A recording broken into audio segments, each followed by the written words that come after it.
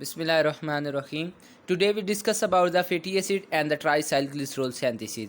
We discuss how these fatty acids are formed in the body and how later they esterified with the glycerol to form the triacylglycerol, and how triacylglycerol are stored in our body tissues, and what are the different mechanisms which plays an important role in the regulation of this fatty acid and the triacylglycerol synthesis. We also discuss about the some general aspects of the fatty acid and the triacylglycerol synthesis. So let's begin. As you know that fatty acid synthesis, it is the synthesis of the fatty acid from the acetyl CoA that is derived primarily from the glucose. ये एक पेट definition है, ये आपको एक किस्म की याद करनी पड़नी है, मुश्किल नहीं है कि सिंथेसिस क्या है. The synthesis of the fatty acid occur उसका प्रीकर्सर जो है वो कौन सा होता है, एसिटाइल CoA होता है. तो फैटी एसिड सिंथेसिस को जब आपने डिफाइन करना है तो आपने कहना है fatty acid synthesis is the synthesis of the fatty acid, saturated fatty acid from the acetyl CoA. acetyl CoA उसका प्रीकसर आ जाएगा. that is derived primarily from the glucose. Protein से भी आता है, अमीनो एसिड से भी आता है, नो डाउट, लेकिन ग्लूकोज से प्राइमरीली हमारे पास जो एसिटाइल CoA ड्राइव्ड हुआ होता है वेल फैट स्टेट के अंदर, वो हमारे पास फैटी एसिड की सिंथेसिस के अंदर इन्वॉल्व हो जाता है. और इनडायरेक्ट अगर हम कहें तो वो ट्राइसाइलग्लिसरॉल की सिंथेसिस में इन्वॉल्व हो जाता है, बिकॉज पहले फैटी एसिड बनता है, फैटी एसिड ग्लिसरॉल के साथ कंबाइन करता है और फिर ट्राइसाइलग्लिसरॉल बन जाता है. So the acetyl CoA which is derived primarily from the glucose is involve in the fatty acid synthesis. ये अब फैटी एसिड सिंथेसिस हमारे पास होती क्यों है, पर्पज़ इसका क्या है, बॉडी के अंदर क्यों होती है. अल्लाह सुब्हानहू व तआला ने इंसान का जो मैकेनिज़्म बनाया है वो ये बहुत ही एफिशिएंट मैकेनिज़्म बनाया है. फ़र्ज़ करें आपने खाना खाया, आपने मैकडोनल्ड से खा लिया जनाब डबल, वो जो उनका डेकर बर्गर होता है, वो आपने वो बर्गर एक फिश बर्गर आपने फ़र्ज़ करें खा लिया, साथ आपने खा ली आइसक्रीम, वेफ़र आइसक्रीम आपने खा ली. अब देखें कि आपने जब खाना खा लिया तो वो तो एब्ज़ॉर्ब हो गया और यूटिलाइज्ड भी हो गया. अगर स्टोरिंग का निज़ाम अल्लाह ताला ना रखते, अब देखें जो आपने खाना खाया जितनी आपकी नीड थी वो तो बॉडी ने उस वक्त यूटिलाइज़ कर लिया. लेकिन जब आपने खाना खाया आपने ये नहीं देखा कि बॉडी को कितनी नींद है. आपने देखा कि जितने आज अम्मी अबू ने पैसे दिए आज मैंने उड़ा के घर यहाँ से जाना है, आपने वो सारा खाना खा लिया, सारे पैसों का ना खाना खा लिया. अब वो इतना ज़्यादा खाना खा लिया, बॉडी को इतनी ज़रूरत नहीं थी, तो अल्लाह ताला ने इंसान की इस नीयत को जानते हुए ये मैकेनिज़्म बनाया कि वो खाना फिर ना ज़ाया नहीं जाता, वो खाना बॉडी के अंदर स्टोर हो जाता है एज़ द ट्राइएसाइलग्लिसरॉल. ये बेसिक मैकेनिज़्म है. अगर अल्लाह ताला ये मैकेनिज़्म ना बनाते फैटी एसिड की सिंथेसिस और ट्राइसाइलग्लिसरॉल की सिंथेसिस, तो हम खाना खाते जो रिक्वायर होता वो तो यूटिलाइज हो जाता है, एक्सेस ने वेस्ट हो जाना था. तो अल्लाह ताला ने उसको वेस्ट होने से बचाने के लिए क्या किया कि उसको सिंथेसाइज करा के कंपाउंड्स बॉडी के अंदर स्टोर कर लिए, ताकि जब अम्मी अबू नाराज़ हो गए आपसे तो उन्होंने आपको पैसे नहीं दिए, तो अब आपको भूखा सोना पड़ेगा. जब भूखा सोना पड़ेगा तब ये आपका दोस्त जो आपने खुशहाली के ज़माने में जो खाना खाया हुआ था वो स्टोर्ड हुआ था, ये आपका दोस्त आपके काम आएगा और उस वक़्त ये आपके एडिपोस टिश्यू से मोबिलाइज़ होगा और आपको क्या देगा, एनर्जी प्रोवाइड कर देगा. सो ये बेसिक पर्पज़ है कि जब हम ज़्यादा खाएंगे, वो बिलावल भुट्टो की तरह कि बारिश आती है तो पानी आता है, ज़्यादा बारिश आती है तो ज़्यादा पानी आता है. अब कम खाएंगे तो कम फैटी एसिड और ट्राइसाइलग्लिसरॉल सिंथेसिस होगी, ज़्यादा खाएंगे तो ज़्यादा होगी. ज़्यादा खाने वाला बंदा मोटा भी इसलिए होता है क्योंकि जितनी भी फैटी एसिड सिंथेसिस होती है ये इवेंचुअली ट्राइसाइलग्लिसरॉल की फॉर्म में स्टेरिफाइड हो जाती है, और स्टेरिफाइड होकर ये हमारे पास एडिपोसाइट यानी जो लिपोसाइट्स हैं उनके अंदर स्टोर हो जाते हैं, जिसकी वजह से लिपोसाइट्स का नंबर भी और साइज़ भी इंक्रीज़ करता रहता है. इंक्रीज़ करने की वजह से बंदा वो जो है मोटा सारा ड्रम जैसा उसका पेट नज़र आता है. सो ये हमारे पास बेसिक है कि फैटी एसिड की सिंथेसिस होती क्यों है और कब होती है, ड्यूरिंग वेल फैट स्टेट. और इसकी सिंथेसिस इनहिबिटेड कब हो जाती है, जब हमारे पास स्टारवेशन प्रोलॉन्ग्ड फास्टिंग की स्टेट आती है. अब हम डिफरेंट मैकेनिज़्म देखते हैं कि फैटी एसिड की सिंथेसाइज हमारे पास बेसिकली होती किस तरीके है. सबसे पहले आपको पता है कि माइटोकॉन्ड्रियल ये हमारे पास है माइटोकॉन्ड्रियल मैट्रिक्स, ये इनर माइटोकॉन्ड्रियल मेम्ब्रेन, ये आउटर माइटोकॉन्ड्रियल मेम्ब्रेन, दरमियान में इंटर मेम्ब्रेनस स्पेस। आपको पता है जो पायरोवेट है ग्लाइकोलिसिस से ग्लूकोज से ड्राइव होता है वो माइटोकॉन्ड्रिया में आ जाता है, माइटोकॉन्ड्रिया में वो एसिटाइल को ए के अंदर चेंज हो जाता है। अब एसिटाइल को ए प्रिकर्सर है फैटी एसिड की सिंथेसिस के लिए, लेकिन फैटी एसिड की जो सिंथेसिस होनी है वो होनी है साइटोप्लाज्म में। अब किसी तरीके इस एसिटाइल को ए को हमने यहाँ पे लेके आना है। एक तो इसको हार्मोनल फैक्टर्स फैसिलिटेट करेंगे। Hormonal factors main role play करते हैं किसी भी चीज़ को रेगुलेट करने के लिए। सो हार्मोनल फैक्टर वेलफेयर स्टेट में कौन से होंगे? इंसुलिन होगा। इंसुलिन जो हमारे पास फैटी एसिड की सिंथेसिस के लिए रिक्वायरिंग एंजाइम्स होंगे उनको एक तो एक्टिवेट कर देंगे और दूसरा इस एसिटाइल को ए की मूवमेंट को फैसिलिटेट करेंगे। जब इस एसिटाइल को ए के जब हमारे पास ग्लूकोज से पायरोवेट बनता है, पायरोवेट से आपको पता है वो साइटोप्लाज्म से माइटोकॉन्ड्रियल मैट्रिक्स में ट्रांसपोर्ट हो जाता है और एसिटाइल को ए बना देता है। अब हमने अपनी पहले डिस्कशन में बात कर ली है कि fatty acid synthesis occur primarily from the acetyl को ए which is derived from the glucose. तो ग्लूकोज ने जो एसिटाइल को ए बनाया वो तो माइटोकॉन्ड्रियल मेम्ब्रेन को क्रॉस ही नहीं कर सकता। सो अल्लाह सुब्हानहू तआला क्रिएटेड अ मैकेनिज्म और the enzymatic pathway from which this acetyl co A which is present initially in the mitochondrial matrix eventually comes into the cytoplasm by the different reaction. अब वो reactions कौन से हैं? आपको वो पहली रिएक्शन आती है, ये ओ ए हमारे पास ऑक्सैलो एसीटेट है। ऑक्सैलो एसीटेट की एब्रीविएशन मैंने लिखी है। सो साइट्रेट सिंथेज एंजाइम, ये first step of the TCA cycle basically मैं लिख रहा हूँ। एसिटाइल को ऑक्सैलो एसीटेट के साथ मिलता है और क्या बना देता है? साइट्रेट बना देता है। और ये साइट्रेट फिर माइटोकॉन्ड्रियल मेम्ब्रेन को क्रॉस करके कहाँ पे आ जाता है? साइटोप्लाज्म में ये साइट्रेट आ जाता है। अब साइट्रेट जब एक दफ़ा साइटोप्लाज्म में आ गया, अब इसकी दोबारा ब्रेक डाउन होती है। एटीपी साइट्रेट लाइएज एंजाइम का नाम है। एटीपी हमारे पास इस रिएक्शन के अंदर इस्तेमाल होता है। एडीपी प्लस इनऑर्गेनिक फॉस्फेट, को ए भी इस्तेमाल होता है और वाटर भी। सो हमारे पास मिलता क्या है? दो कंपाउंड मिल जाते हैं, एक ऑक्सैलो एसीटेट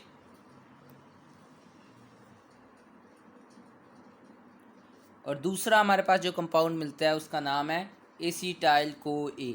अब ये एसिटाइल को ए जो है ये डायरेक्ट हो जाएगा फैटी एसिड की सिंथेसिस के लिए, लेकिन पहला जो स्टेप है हमने क्या करना है, इसको ट्रांसपोर्ट करवाया है from the mitochondrial matrix into the cytoplasm by this pathway.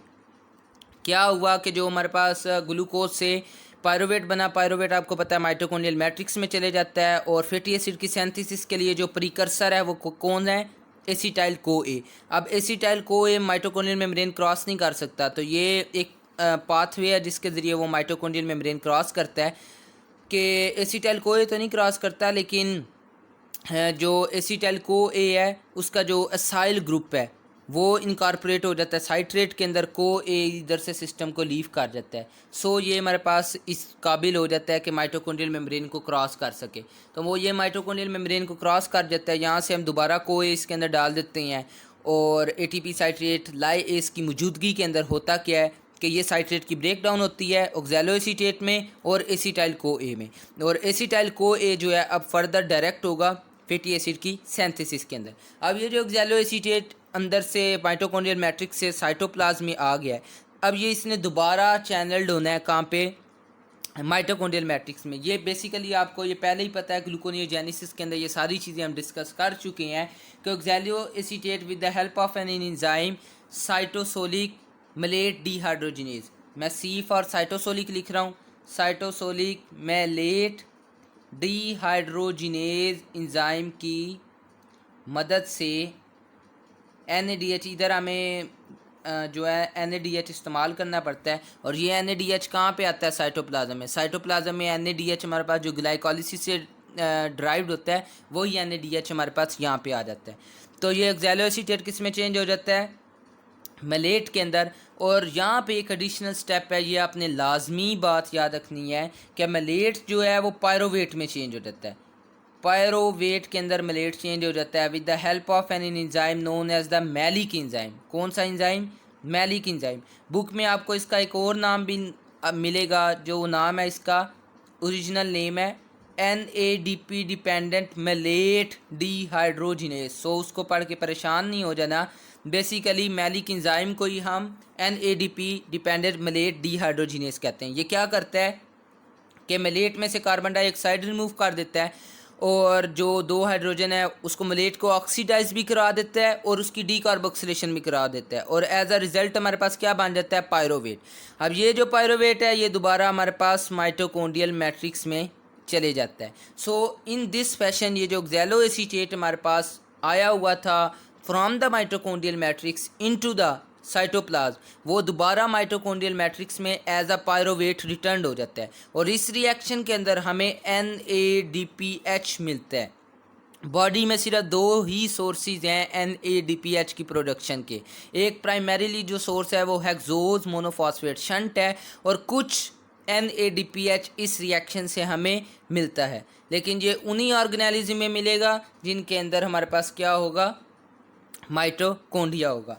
तो सबसे पहले हमने क्या कर लिया, फैटी एसिड की सिंथेसिस के लिए बेसिक एम जो था, पहला स्टेप ये था कि जो ग्लूकोज ने एसिटाइल कोए बना दिया है उसको माइटोकॉन्ड्रियल मैट्रिक्स से हमने साइटोप्लाज्म में लेके आना, ये हमारा पहला एम था। तो इस फैशन के अंदर ये इंजाइमेटिक पाथवे है, इस ज़रिए से हमारे पास इस मैकेनिज़्म को फॉलो करते हुए जो एसिटाइल को ए माइटोकॉन्ड्रियल मैट्रिक्स में था वो साइटोप्लाज्म में आ जाता है, और जो ऑक्सैलो एसीटेट आया था वो दोबारा return as a pyruvate return हो जाता है। अब हम आगे देखते हैं कि अब ये जो एसीटाइल को ए आया है ये इसके साथ जब बाहर आएगा साइटोप्लाज्म के अंदर आ गया, अब इसके साथ क्या होता है। अब यहाँ पे हमारे पास मैं बहुत इंपॉर्टेंट एक इंजाइम का नाम लिखने लगा हूँ, ACC, एसीटाइल को ए कार्बोक्सिलेज, एसीटाइल को ए कार्बोक्सिलेज। ये it is a rate limiting, ये बेशक आप लिख लें बिकॉज जितने भी आप रिएक्शन पढ़ेंगे रेट लिमिटिंग एंजाइम का आपने नहीं भूलना। It is the rate limiting and the regulatory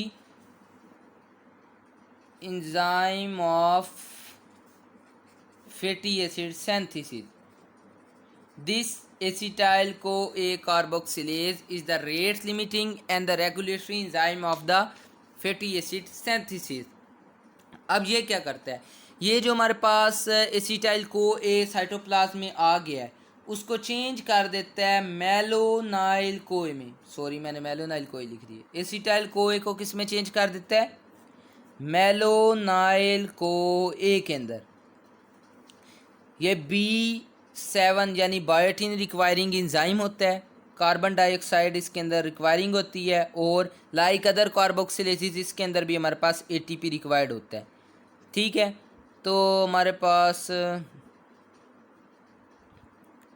acetyl co ए एक दफ़ा साइटोप्लाज्म में आ गया तो एसिटाइल को ए कार्बोक्सिलेज हमारे पास उस इंजाइम इस एसिटाइल को ए के ऊपर एक्ट करेगा और उसको मेलोनाइल को ए के अंदर चेंज कर देगा। अब ये जो एसिटाइल को ए कार्बोक्सिलेज इंजाइम है ये बायोटिन रिक्वायरिंग इंजाइम है, यानी बायोटिन इसका को इंजाइम के तौर पे एक्ट करता है। कार्बन डाइऑक्साइड चाहिए होती है और ATP हमारे एक चाहिए होता है फैटी एसिड की ये जो है मेलोनाइल को ए की सिंथेसिस के लिए। ये हमारे पास this enzyme is the rate limiting and the regulatory enzyme of the fatty acid synthesis. अगर ये स्टेप इनहिबिट हो गया तो पूरा पाथवे इनहिबिट हो जाएगा। और डिफरेंट फैक्टर्स हैं जो इस इंजाइम को रेगुलेट करते हैं। अब हम उसकी रेगुलेशन पढ़ लेते हैं कि इस इंजाइम को हमारे पास कौन कौन से फैक्टर हैं जो इसको रेगुलेट करते हैं। बेसिकली इसकी जो रेगुलेशन है ना वो बुक में दो तरह की लिखी हुई है, short term regulation and long term regulation. Short term regulation and long term regulation. अब हम शॉर्ट टर्म की रेगुलेशन की भी आगे दो टाइप्स हैं, एक है allosteric regulation and second one is covalent regulation. अब एलोस्टेरिक फैक्टर्स कौन कौन से हैं या हमारे पास सब्सटेंसेस कौन कौन से हैं जो इस एंजाइम को स्टिमुलेट करते हैं, लाइक साइट्रेट जो कंपाउंड हमारे पास बनता है आ जाता है। आपको पता है कि साइट्रेट जो साइटोप्लाज्म में माइटोकॉन्ड्रियल मैट्रिक्स से आ जाता है वो हमारे पास क्या करता है, इस एंजाइम को स्टिमुलेट कर देता है ताकि वो हमारे पास एसिटाइल कोए जो प्रोड्यूस होता है उसको मेलोनाइल कोए के अंदर चेंज कर सके। नंबर दूसरा कि ये जो फैटी एसिड सिंथेसिस होती है ना, ये प्राइमरीली एंड हो जाती है पाल्मिटाइल कोए के ऊपर। तो पाल्मिटिक एसिड या पाल्मिटाइल कोए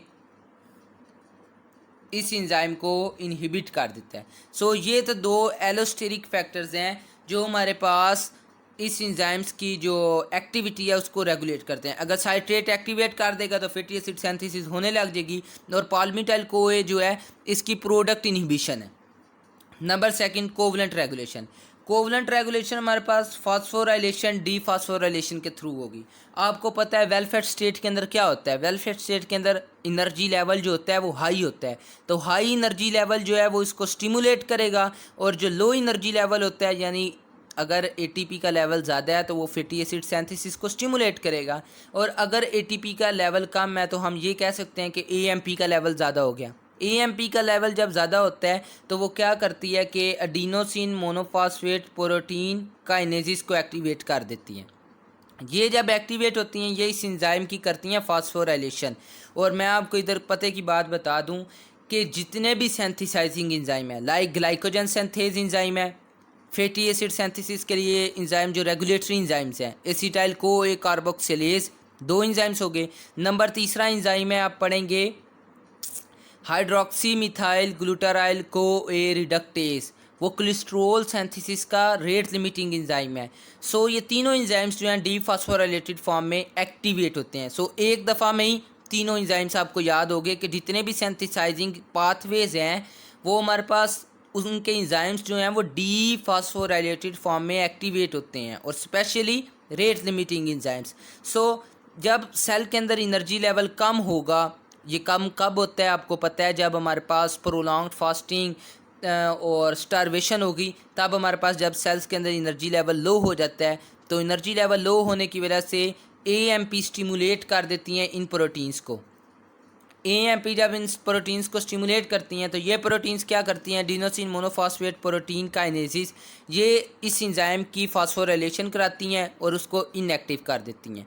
while on the other hand आपको पता है कि एडिनोसिन मोनोफॉस्फेट प्रोटीन काइनेसिस तो कराती फास्फोराइलेशन है, कुछ और अदर हार्मोन्स हैं जो इसको एक्टिवेट कर देते हैं। वो कौन कौन से आपको पता होना चाहिए। जब फास्टिंग होती है, स्टारवेशन होती है, तो ग्लूकेगॉन और एपिनेफ्रीन का लेवल जो होता है यानी कैथिकोलामीन्स, उनका लेवल जो होता है वो राइज़ कर जाता है। अब वो जब राइज़ करता है तो वो साइक्लिक एएमपी बनाते हैं। अब cyclic AMP adenosine monophosphate protein kinesis को एक्टिवेट कर देती हैं, और ये फिर क्या करती हैं, ये फास्फोराइलेशन करती हैं एसिटाइल कोए कार्बोक्सिलेज को, और इस रिएक्शन को इनहिबिट कर देती हैं। ये बड़ा अंडरस्टूड मैकेनिज्म है कि हमें पता लग रहा है कि यहाँ पे अल्लाह ताला ने क्यों इनहिबिट कर दी है।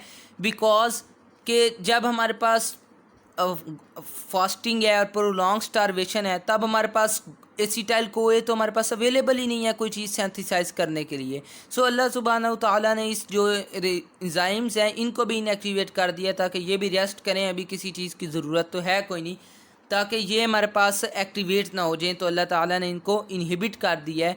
इसके बरक्स ये एंजाइम्स जो हैं, ये हार्मोन्स जो हैं, ये जो ऑक्सीडेशन से ताल्लुक़ रखते हैं एंजाइम्स, लाइक द हमारे पास फैटी एसिड ऑक्सीडेशन से जितने एंजाइम्स ताल्लुक़ रखते हैं, like the hormone sensitive lipase हैं, उनको ये हमारे पास एक्टिवेट कर देते हैं और सेंथिसाइजिंग एंजाइम्स को इनएक्टिवेट कर देते हैं। ये एक कॉइन है, उसकी दो साइड्स हैं। क्या साइड्स हैं, एक पे सेंथिसाइजिंग साइड है और एक पे हमारे पास क्या है, ऑक्सीडेशन है। तो जब भी हमारे पास इंसुलिन का लेवल ज़्यादा होगा तब हमारे पास क्या होगा, सेंथिसिस प्रोमोट होगी चीज़ों की, और जब भी हमारे पास ग्लूकागॉन और एपिनेफ्रीन का लेवल ज़्यादा होगा तब हमारे पास क्या होगा कि ऑक्सीडेशन और डिग्रेडेशन चीज़ों की प्रोमोट होगी। ये तो हमारे पास थी शॉर्ट टर्म रेगुलेशन। एलोस्टेरिक कुछ फैक्टर्स मैंने आपको बता दिए और कुछ कोवलेंट रेगुलेशंस बता दिए। अब होती है लॉन्ग टर्म रेगुलेशन। अगर एक पर्सन है वो प्रोलॉन्ग टाइम पीरियड के लिए यानी काफ़ी अरसे तक के लिए, 3 महीने 4 महीने के लिए, वो फ़र्ज़ करें शादी हाल में बैठ के उसने बोला मैंने यहाँ से बाहर निकलना ही नहीं है, वो हर रोज़ दबा के खाना खाता है। अब वो खाना जब ज़्यादा खाता है तो उसके एंजाइम्स जो हैं acetyl CoA carboxylase and the fatty acid synthase, इनके जो लेवल हैं, जीन एक्सप्रेशन है, वो बढ़ जाता है। इसका क्या मतलब है कि जो जेनेटिक लेवल है डीएनए के लेवल के ऊपर, ये हमारे पास डीएनए का स्ट्रक्चर इस तरीके होता है, डबल हेलिकल स्ट्रक्चर। तो जेनेटिक लेवल के ऊपर ट्रांसक्रिप्शन होती है और ट्रांसक्रिप्शन होके इन एंजाइम्स की सिंथेसिस ज़्यादा हो जाती है, ताकि उसके अंदर वो खाना ही हर रोज़ इतना ज़्यादा खा रहा है कि एंजाइम्स जो हैं उनकी सिंथेसिस ज़्यादा हो जाती है, ताकि उस खाने को स्टोर किया जा सके in the form of the triacylglycerol in the adipose tissue. So that's why transcription हो जाती है। और प्राइमरीली जो फैक्टर है वो कौन सा होता है, ग्लूकोज ट्रांसक्रिप्शन करता है। अब ग्लूकोज जो होता है वो via transcription factor carbohydrate response element binding protein, ये इस ट्रांसक्रिप्शन फैक्टर के ज़रिए क्या करता है, glucose carbohydrate response element binding protein जो है, ये ट्रांसक्रिप्शन फैक्टर है। ये क्या करता है कि एसिटाइल कोए कार्बोक्सिलेज और फैटी एसिड सिंथेज जो है इसकी एक्टिविटी को इंक्रीज़ कर दे, इसकी एक्टिविटी को भी इंक्रीज़ कर देता है। नंबर दूसरी बात, इसकी synthesis number of the enzymes जो हैं वो ज़्यादा हो जाते हैं। ऑन द अदर हैंड जब वेल फेड स्टेट होती है, आपको पता है कि हमारे पास क्या चीज़ रिलीज़ होती है, पेनक्रियाटिक बीटा सेल्स से, इजलेट सेल्स जो हैं उनके अंदर beta type of the cells से क्या चीज़ रिलीज़ होती है, इंसुलिन। अब इंसुलिन क्या करती है, इंसुलिन भी इन एंजाइम्स की सिंथेसिस को इंक्रीज़ कर देती है। अब इंसुलिन कौन से ट्रांसक्रिप्शन फैक्टर को फॉलो करती है, sterol regulatory element binding protein 1C। इस ट्रांसक्रिप्शन फैक्टर के ज़रिए, sterol regulatory element binding protein 1C के ज़रिए इन दोनों एंजाइम्स की सिंथेसिस को इंक्रीज़ कर देती है। अगर मैं नट शेल के अंदर बात करूं कि अगर आप एक पर्सन है वो prolonged period of the times के लिए हाई कार्बोहाइड्रेट और लो फैट डाइट लेता है, तो क्या होगा, acetyl CoA carboxylase and the fatty acid synthase enzyme की जो सिंथेसिस है एट द डीएनए लेवल वो ज़्यादा हो जाएगी। नंबर दूसरा, अगर एक पर्सन है वो लो कार्बोहाइड्रेट डाइट और high fat diet prolong period of the times के लिए लेता है, तो ये दोनों एंजाइम्स की सिंथेसिस हमारे पास कम हो जाएगी। It all depends upon the, वो सुना ही होगा, necessity is the mother of invention. तो ये ज़रूरत के ऊपर है। अगर वो ज़्यादा खाना खाता है तो नंबर ऑफ़ द एंजाइम्स जो हैं वो भी ज़्यादा चाहिए ताकि खाने को स्टोर किया जा सके। तो इन दोनों एंजाइम्स की सिंथेसिस बेसिकली इंक्रीज़ हो जाती है। और अगर वो कम खाना खाता है और ऐसा खाना खाता है जिसमें कार्बोहाइड्रेट कम है और फैट बहुत ज़्यादा है, तो क्या होता है कि इन एंजाइम्स का कोई फंक्शन ज़्यादा नहीं रह जाता, तो इनकी सिंथेसिस भी रुक जाती है। This is basically the regulation of the acetyl CoA carboxylase, and this regulation is very important as compared to the viva and और एग्ज़ाम पॉइंट ऑफ व्यू से, क्योंकि जितने भी रेगुलेटेड इंजाइम है, रेगुलेटरी इंजाइम और रेट लिमिटिंग इंजाइम किसी भी pathway के हों, वो लाजमी याद करने हैं क्योंकि उनकी क्लिनिकल सिग्निफिकेंस है। अब हम बात करते हैं कि हमने एसिटाइल कोए कार्बोक्सिलेज को इस्तेमाल करते हुए मेलोनाइल कोए बना लिया। एसिटाइल कोए को इस्तेमाल करते हुए क्या बना लिया, मेलोनाइल कोए बना लिया। ACC उसकी मैंने एब्रीवेशन लिख दी। एसिटाइल कोए को इस्तेमाल करते हुए हमने क्या बना लिया, मेलोनाइल कोए बना लिया। अब आगे अनदर इंजाइम, एक और इंजाइम है जिसका हम जिक्र कर रहे हैं, फैटी एसिड सिंथेज। इसको समझ लें कि हमने पायरोवेट डिहाइड्रोजिनेज कम्प्लेक्स पढ़ा था, एक और हमने इंजाइम पढ़ा था आइसोसाइट्रेट डिहाइड्रोजिनेज अल्फ़ा कीटो ग्लूट्रेट, पायरोवेट डिहाइड्रोजिनेज कम्प्लेक्स पढ़ा था और अल्फ़ा कीटो ग्लूट्रेट डिहाइड्रोजिनेज कम्प्लेक्स पढ़ा था। वो असल में होता है एक इंजाइम है, लेकिन उनकी भी फंक्शनल डोमेन्स ज़्यादा होती हैं। सिमिलर इंजाइम ये है कि fatty acid synthase. Fatty acid synthase basically एक इंजाइम है, लेकिन इसकी जो फंक्शनल डोमेन्स हैं वो बहुत ज़्यादा हैं। मैं उन डोमेन्स का नंबर लिख रहा हूँ और फिर मैं आगे जब रिएक्शंस आपको डिफ़ाइन करूँगा तब मैं सिर्फ इन नंबर्स को इस्तेमाल करूँगा, मैं पूरा इंजाइम का नेम नहीं लिखूँगा।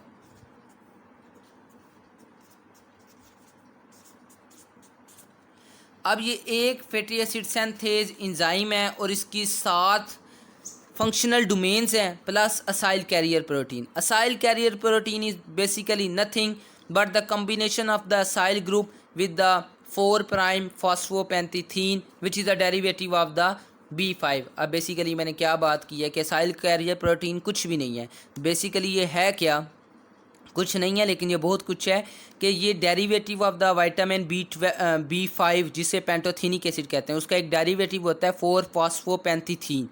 उसके साथ असाइल यूनिट्स मिल जाते हैं और वो एक प्रोटीन क्या कहते हैं स्ट्रक्चर बना देते हैं, जिसको हम क्या कहते हैं असाइल कैरियर प्रोटीन। और ये असाइल कैरियर प्रोटीन जब कैटालिटिक एक्टिविटी होती है फैटी एसिड सिंथेस की, तो ये मेन रोल उस कैटालिटिक एक्टिविटी में परफॉर्म करती है। अब ये देखें कि इंजाइम एक है, fatty acid synthase is a single enzyme but with the multi functional domains. इसकी जो डोमेन्स हैं वो बहुत ज़्यादा हैं, है सिंगल इंजाइम ही, लेकिन इसके जो डोमेन्स हैं कैटालिटिक एक्टिव डोमेन्स हैं वो बहुत ज़्यादा हैं। कौन कौन सी हैं, मैं उनके नाम लिख रहा हूँ, फिर मैं आगे इनको इम्प्लीमेंट भी करूँगा। Acetyl CoA acyl carrier protein, transacylase. Acetyl CoA acyl carrier protein, transacylase. Number second domain है हमारे पास malonyl CoA acyl carrier protein, transacylase. Number third domain है उसको condensing, ये जो third पे मैं लिखने लगा हूँ इसको कंडेंसिंग इंजाइम भी कहते हैं, जहाँ इसको हम क्या कहते हैं बीटा या 3 beta ketoacyl acyl carrier protein synthase या 3 कीटोसाइल, कुछ भी इस्तेमाल कर सकते हैं, दोनों टर्म्स ही हैं।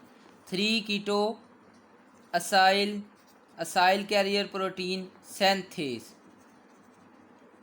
ये हमारे पास 3 डोमेन्स हो गई। कौन कौन सी, acetyl CoA acyl carrier protein, transacylase. दूसरी डोमेन होगी हमारे पास malonyl CoA acyl carrier protein, trans असाइलेज।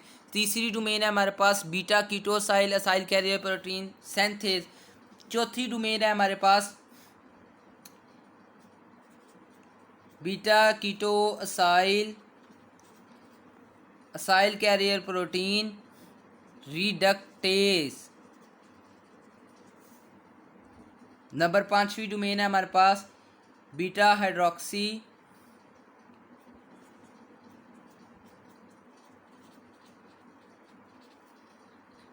अब लिपनकॉर्ट ने 6 डोमेन्स लिखी हैं, लेकिन आखिरी डोमेन का उसने 2 पेजेस आगे जाके जिक्र किया है। वो जब आप पढ़ेंगे तो 7 डोमेन्स बन जाती हैं, उसको दोबारा काउंट कीजिएगा फिर आपको समझ आ जाएगी। Beta hydroxy acyl carrier protein डीहाइड्रेटेज,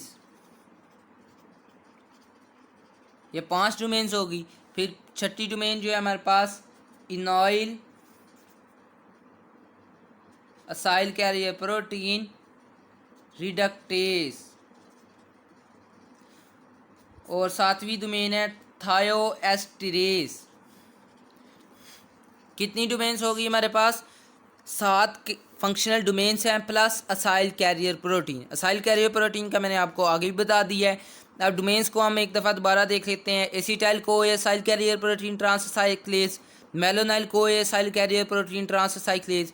beta ketoacyl acyl carrier protein synthase, यहाँ इसको कंडेंसिंग एंजाइम कहते हैं। अब beta ketoacyl acyl carrier protein reductase, beta hydroxy acyl carrier protein dehydratase, enoyl acyl carrier protein reductase and the thioesterase. और acyl carrier protein को आपने नहीं भूलना। अब हम जनाब करने जा रहे हैं फैटी एसिड की सिंथेसिस। ये मैंने नंबर लिख दिया है।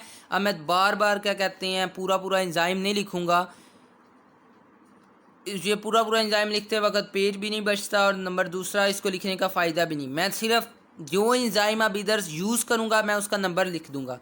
मैंने ये सीक्वेंस वाइज जिस तरीके रिएक्शंस लिखूँगा उसी तरीके ही मैं नंबरिंग दूँगा। अब देख लें कि हमारे पास पहले हमने क्या किया। सबसे पहले हमने एसिटाइल को जो ग्लूकोज से ड्राइव्ड हुआ था या अमीनो एसिड से ड्राइव्ड हुआ था उसको हमने पहले माइटोकॉन्ड्रियल मैट्रिक्स से साइटोप्लाज्म में ट्रांसपोर्ट कर दिया। फिर उस एसिटाइल को यूज़ करते हुए हमने मेलोनाइल कोए बना दिया। फिर हमने जिस इंजाइम ने एसिटाइल कोए को मेलोनाइल कोए में चेंज किया था उसकी हमने रेगुलेशन देख ली। अब हम रोल पढ़ रहे हैं फैटी एसिड सिंथेस का कि फैटी एसिड सिंथेस असल में क्या किस तरीके हमारे पास फैटी एसिड की सिंथेसिस करवाता है। इसी से ही बनाता हूँ, आपको अच्छा नज़र आएगा।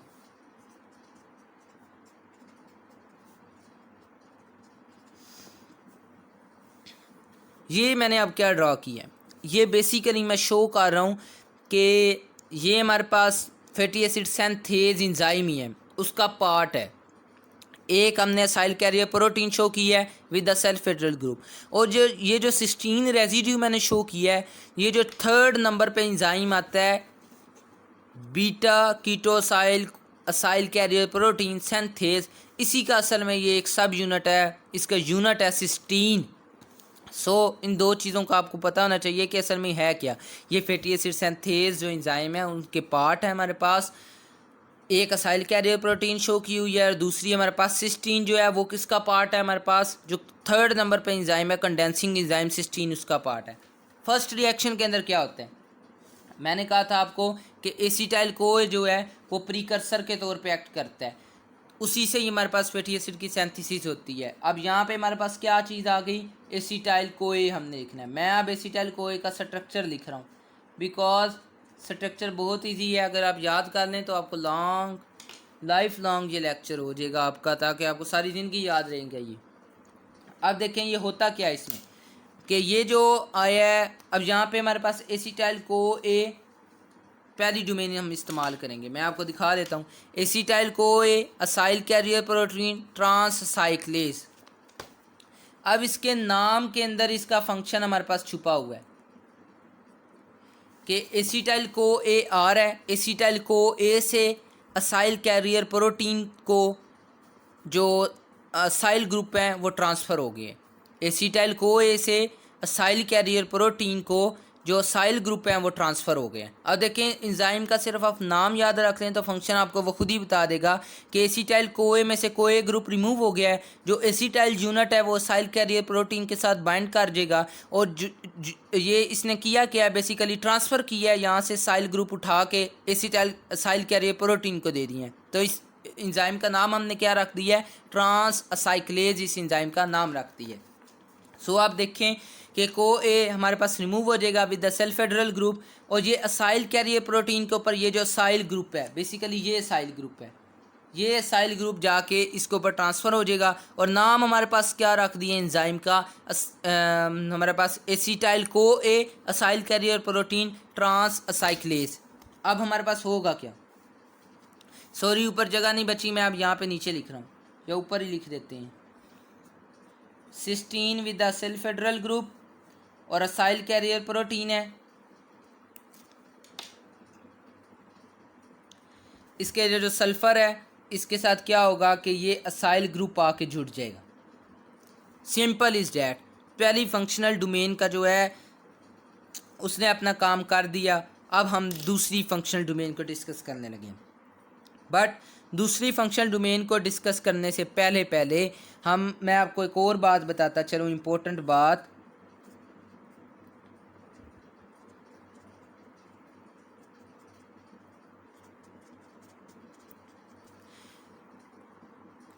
कि ये जो असाइल कैरियर प्रोटीन के ऊपर असाइल ग्रुप ट्रांसफ़र हो गया है, ये टेम्परेरी, यहाँ पे अल्लाह सुब्हानहू तआला ने सिस्टीन को क्यों रखा है कि यहाँ पे ये टेम्परेरी होल्डिंग साइड है।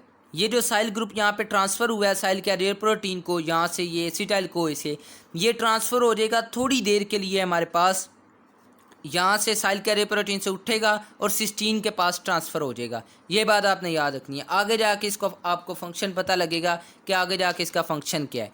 बेसिकली मैंने आपको क्या बताया था कि ये सिस्टीन की किसका पार्ट है, सिस्टीन जो कंडेंसिंग एंजाइम है उसका पार्ट है।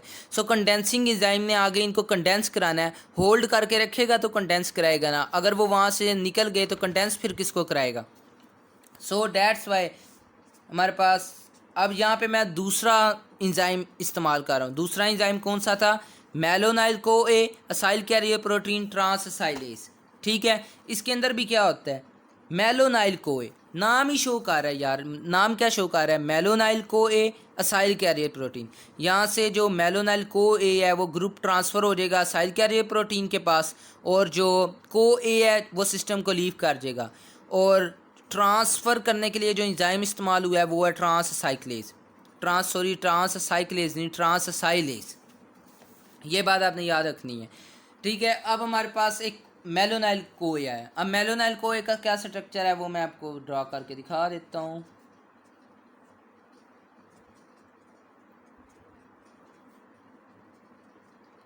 ये जनाब मेलोनाइल कोए का नॉर्मल स्ट्रक्चर है। अल्लाह का शुक्र है ड्रॉ हो गया। अब देखें सिस्टीन को आपने छेड़ना वरना कोई नहीं है, आपने सिस्टीन से वो ही हमारे पास उसका स्ट्रक्चर लिख दिया सिस्टीन का। असाइल कैरियर प्रोटीन का यहाँ पे सल्फेड्रल ग्रुप था, सल्फर के साथ ये ग्रुप अटैच कर दें। बेसिकली ये ग्रुप आप यहाँ से रिमूव कर दें। को ए सल्फेड्रल ग्रुप हमारे पास रिमूव्ड हो गया। अब यहाँ से आगे वाला ग्रुप आप अटैच कर दें। कितना देखें आसान काम है ये जनाब हमारे पास हुआ क्या है इसके अंदर कि इस रिएक्शन के अंदर मेलोनाइल को ए आया है, उसने अपना को ए तो रिमूव हो गया, जो मेलोनाइल ग्रुप है वो साइल कैरियर प्रोटीन के सल्फर के साथ जुड़ गया। सिंपली ये बात है। अब हमारे पास थर्ड जो रिएक्शन है उसके अंदर आपको सारी चीज़ें क्लियर हो जाएंगी। थर्ड रिएक्शन के अंदर ये कार्बन डाइऑक्साइड यहाँ से रिमूव हो जाएगा। और थर्ड रिएक्शन का इंजाइम का नहीं बल्कि नंबर लिख देते हैं। थर्ड रिएक्शन के ऊपर जो इंजाइम था उसका नाम मैंने आपको क्या बताया था, कंडेंसिंग इंजाइम। यानी क्या करेगा, कंडेंस करेगा। किस किस को कंडेंस करेगा, ये जो असाइल ग्रुप यहाँ पे सिस्टीन पे पड़े हैं इसको, और ये जो असाइल ग्रुप यहाँ पे पड़े हैं इन दोनों को आपस में कंडेंस कर देगा और कार्बन डाइऑक्साइड जो है वो सिस्टम को लीव कर देगी। आप देखिए कंडेंस करते हैं तो क्या स्ट्रक्चर बनता है, सिस्टीन से वो कार्बन उतर जाएंगे, वो यहाँ पे आके कंडेंस हो जाएंगे। अब देखें यहाँ से कार्बन डाइऑक्साइड रिमूव कर दिया। नॉर्मल स्ट्रक्चर पहले लिखें। ये CH2 तक स्ट्रक्चर लिख लिया, कार्बन डाइऑक्साइड तो आगे हमने रिमूव कर दिया। अब यहाँ से को C डबल बॉन्ड O वाला ग्रुप उठा के ले आए और ये देखें ये हमारे पास असल पूरे रिएक्शन के अंदर ये हुआ है कि यहाँ पे मैंने क्यों कहा था टेम्परेरी होल्डिंग साइड के ऊपर, बिकॉज सिस्टीन पार्ट है कंडेंसिंग इंजाइम का। तो कंडेंसिंग इंजाइम पहले असाइल ग्रुप को होल्ड करके रखता है, फिर जब दूसरे असाइल ग्रुप आते ही हैं, ये देखें मेलोनाइल ग्रुप इधर आया है, तो इसने क्या किया है कि मौके का फ़ायदा उठाते हुए इन दोनों को आपस में कंडेंस कर दिए। अब रिजल्टिंग स्ट्रक्चर क्या बना है आप खुद ही देखें। मैंने इसका बताया था आपको कि beta hydroxy acyl carrier protein synthase. ये हमारे पास फर्स्ट कार्बन है, ये अल्फ़ा कार्बन है, ये बीटा है। बीटा कह लें या थर्ड कार्बन कह लें एक ही बात है। ये 3 कीटो ग्रुप हमारे पास अटैच हो गया है। 3 कीटो असाइल कह रहे हैं क्योंकि यहाँ पे देखें कि असाइल ग्रुप इसके साथ अटैच है और असाइल कैरियर प्रोटीन है तो इसलिए असाइल कैरियर प्रोटीन हम कह रहे हैं। और सेंथेज इस एंजाइम का नाम इसलिए था कि ये सेंथेसिस कराता है। और कंपाउंड का नाम क्या होगा हमारे पास, beta keto acyl carrier protein. Simply ये हमारे पास कंपाउंड का नाम है। अब 3 रिएक्शंस हमने कर ली हैं। अब चौथा रिएक्शन इससे आगे मैं अगले पेज के ऊपर करता हूँ। सिंपली बस कुछ भी नहीं है, सिर्फ कार्बन्स का चक्कर है कि कार्बन्स को कभी आपने इधर लगाना है तो कभी उधर लगाना है, कुछ भी नहीं है और ये। अब देखिए मैं आपके सामने ड्रा कर रहा हूँ, ये देखिए कितना आसान है। ये acyl carrier protein, sulfhydryl group, sulphur सिर्फ साथ है, cysteine with the sulfhydryl group उसी तरीके है। ठीक है, अब देखिए हमारे पास इसके साथ अटैच किया C double bond O CH2 C double bond O CH3। ज़रा स्ट्रक्चर को रिकॉग्नाइज करें, ना कोई रट्टा लगाने की ज़रूरत है। कंपाउंड का नाम आपको पता है क्या है, beta keto acyl carrier protein है। देखें ये गौर से इसका जो है स्ट्रक्चर देखें और आगे जाके इसका स्ट्रक्चर देखें तो आपको कोई चेंज नहीं नज़र आएगा, ना कोई रट्टा लगाना है, सिर्फ आपने सिंपली इसको याद रखना है। ये हमारे पास मैंने कहा था कौन सा कार्बन है, फर्स्ट कार्बन आ गया। ये हमारे पास कौन सा कार्बन है, अल्फ़ा कार्बन, ये बीटा कार्बन। तो बीटा कीटो ग्रुप मैंने इस्टेब्लिश कर दिया, असाइल कैरियर प्रोटीन सिंपली। अब चौथा रिएक्शन होता है। चौथा रिएक्शन बड़ा मज़े का है, NADPH। इस रिएक्शन में क्या होता है कि NADPH जलता है और NADP सिस्टम से लीव कर जाता है। और इंजाइम का नाम क्या है, मैंने पहले आपको कहा था कि मैं सिर्फ इंजाइम का नंबर लिखूँगा। अब इधर नाम क्या है इंजाइम का, beta ketoacyl acyl carrier protein reductase. Substrate का नाम, आगे उसका फंक्शनल जो काम है उसने करना क्या है, रिडक्शन करनी है, तो रिडक्टेज इंजाइम का नाम आ गया। अब ये करेगा कहाँ पे, इसने इसके साथ 2 हाइड्रोजन होते हैं, सॉरी ये अपने 2 हाइड्रोजन देगा कहाँ पे, ये सिर्फ बीटा कार्बन को ही दे देगा। अब रिजल्टिंग स्ट्रक्चर क्या बनेगा, देखें कितना ये इजी है कि रिजल्टिंग स्ट्रक्चर सिर्फ आपने सीक्वेंस वाइज चलना है, सीक्वेंस वाइज चलते जाएंगे, रिजल्टिंग स्ट्रक्चर बनता जाएगा। बीटा कार्बन के ऊपर 2 हाइड्रोजन आपने लगा देने हैं, एक ऊपर ऑक्सीजन के साथ लगा दें, एक नीचे लगा दें। ये देखें बीटा कार्बन पे पहले कीटो ग्रुप था, अब हाइड्रोक्सिल ग्रुप आ गया। तो नाम इस सबस्ट्रेट का क्या होगा हमारे पास, इस सबस्ट्रेट का हमारे पास नाम है beta hydroxy acyl acyl carrier protein. Beta hydroxy acyl acyl carrier protein. ये सल्फर से गिनना शुरू करें तो ये हमारे पास फर्स्ट कार्बन है, ये अल्फ़ा कार्बन है और ये बीटा कार्बन है। अब beta hydroxy acyl acyl carrier protein बन गया। अब हमारे पास नेक्स्ट स्टेप होता है, नेक्स्ट स्टेप 5वां इंजाइम है, वो इंजाइम का नाम क्या है, डीहाइड्रेटेज। नाम ही शो कर रहा है कि इसने क्या कराना है, वाटर को रिमूव कराना है। अब वाटर की रिमूवल का आपने चक्कर देखना है कि ये हाइड्रोक्सिल ग्रुप यहाँ से और एक हाइड्रोजन अल्फ़ा कार्बन से रिमूव होगा और हाइड्रोक्सिल ग्रुप इस्टेब्लिश जो क्या कहते हैं वाटर ग्रुप है वो बन जाएगा। ये सिस्टीन को आपने नहीं छेड़ना, सिस्टीन का सिर्फ आगे जाके काम आएगा, अब दोबारा अभी नहीं काम कोई भी। असाइल कैरियर प्रोटीन, सल्फ़र उसी के उसी तरीके। अब देखें इधर हाइड्रोजन अल्फ़ा कार्बन से रिमूव करें ज़रा, CH वैलेंसी को बरकरार रखते हुए उसने क्या किया, डबल बॉन्ड बना दिया। अब देखें इसके अंदर आपको क्या फ़र्क नज़र आ रहा है, कार्बन का नीचे वाला हाइड्रोजन तो उसके साथ ही है, ऊपर से हाइड्रोक्सिल रिमूव हो गया और इसका हाइड्रोजन रिमूव हो गया और एज अ वाटर उन दोनों ने मिलकर सबस्ट्रेट से अलहदा हो गई हैं। तो इस कंपाउंड को क्या कहेंगे, यहाँ पे अब क्या आ गई है, डबल बॉन्ड जहाँ पे भी आ जाए उसे कहते हैं अनसैचुरेशन, और उसके लिए लफ्ज़ इस्तेमाल करते हैं इनॉइल। इनॉइल बेसिकली अनसैचुरेशन को शो कर रहा होता है। तो इस सबस्ट्रेट का नाम क्या है, इनॉइल असाइल कैरियर प्रोटीन। इतना आसान है। फिर अब हम आगे जाके इसको दोबारा लिखते हैं, बिकॉज अभी तो हमारे पास 5 ही इस्तेमाल हुए हैं, हमने 60 domains plus acyl carrier protein को इस्तेमाल करना है।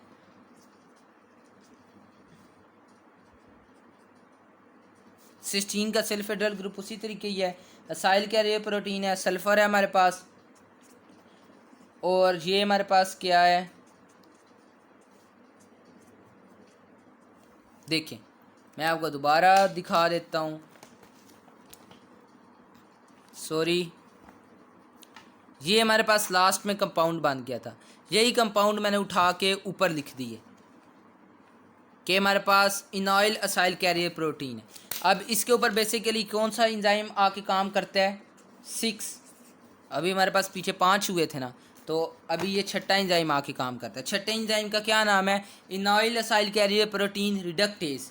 वो एक और NADPH+H+ का मॉलिक्यूल इस्तेमाल करेगा और NADP के अंदर चेंज हो जाएगा, और ये अपने अब हाइड्रोजन कहाँ पे देगा, एक हाइड्रोजन इधर, एक हाइड्रोजन इधर। ये हमारे पास फर्स्ट कार्बन है, अल्फ़ा कार्बन और बीटा कार्बन, एक अल्फ़ा कार्बन को दूसरा बीटा कार्बन को, दोनों की ईद होगी, और एक ब्यूटाराइल को, एक मॉलिक्यूल मुबारक को हमने बना लिया है।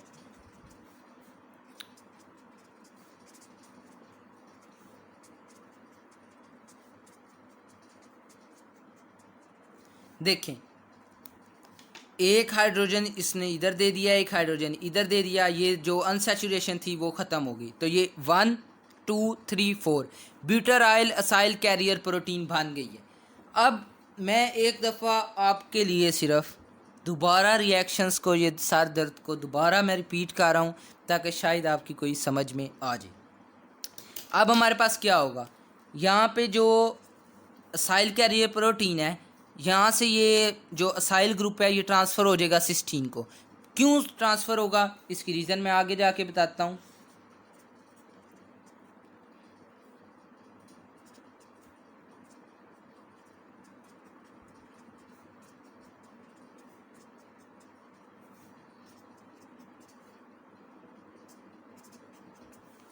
अब देखें, अगर तो हमने बनाना है सिर्फ ब्यूटाराइल, अगर तो हमने बताना है सिर्फ 4 कार्बन का फैटी एसिड बनाना है, और 4 कार्बन का फैटी एसिड कहाँ पे प्रेजेंट होता है, अगर अपना दिमाग लगाएं 2 सेकंड के लिए, मदर्स मिल्क में प्रेजेंट होता है। अब अगर लैक्टेटिंग मेमोरी ग्लैंड है तो उसके अंदर हमारे पास क्या चाहिए, जो न्यू बॉर्न है उसके लिए मिल्क बनेगा, तो उसमें कौन से फैटी एसिड होंगे, शॉर्ट चेन फैटी एसिड, और उसमें 4 to 10 कार्बन के फैटी एसिड होते हैं। अगर 4 कार्बन का ही हमने फैटी एसिड बनाना है तो यहाँ पे थायोएस्टरेज एंजाइम एक्ट करेगा और इस 4 कार्बन के फैटी एसिड को यहाँ से रिमूव कर देगा। बात यहाँ पे ख़त्म होगी, फैटी एसिड सिंथेसिस मुकम्मल होगी। लेकिन आपको पता है प्राइमरीली बॉडी में कौन सा फैटी एसिड सिंथेसाइज होता है, पाल्मिटिक एसिड। सो पाल्मिटिक एसिड में तो कितने कार्बन होते हैं, 16 कार्बन। हमने भी बनाए हैं 4 कार्बन। तो लॉन्ग कार्बन फैटी एसिड को या लॉन्ग फैटी एसिड को बनाने के लिए ये जो साइल ग्रुप है ये सिस्टम को, इंजाइम को लीव नहीं करता, बल्कि कहाँ पे चले जाता है, ये सिस्टीन जो है ये टेम्परेरी होल्डिंग साइट के तौर पे काम करती है, यहाँ पे चले जाता है। अब फ़र्ज़ करें दोबारा मेलोनाइल को आता है, अब पहले से रिएक्शन शुरू नहीं होंगे बल्कि दूसरे एंजाइम से दोबारा रिएक्शन रिपीट होंगे। देखें, द मेलोनाइल को ए आया, अनदर मेलो, जिस तरीके दो दो करके रिमूवल होती है ना, यानी फ़र्ज़ करें जब हम ऑक्सीडेशन पढ़ रहे थे तब हमने पढ़ा था कि 2 carbon atom as the acetyl CoA removed होते हैं। इसी तरीके जब हम सिंथेसिस पढ़ते हैं तो 2 कार्बन करके सिंथेसिस होती है हमारे पास। जिस तरीके 2 करके रिमूवल होती है इसी तरीके 2 करके सिंथेसिस होती है। अब मेलोनाइल को ए आया, एंजाइम का नाम क्या है, मेलोनाइल CoA acyl carrier protein trans असाइलेज। उसने क्या किया कि मेलोनाइल को ये सिस्टीन के साथ वही आपने रामलीला वाली कहानी चला देनी है।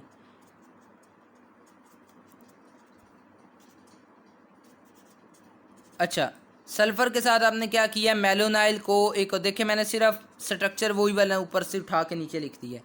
अब ये मेलोनाइल को जो है इसके साथ असाइल कैरियर प्रोटीन के साथ अटैच हो जाएगा। इसका स्ट्रक्चर आपको आना चाहिए अगर आपने अच्छी अंडरस्टैंडिंग लेनी है।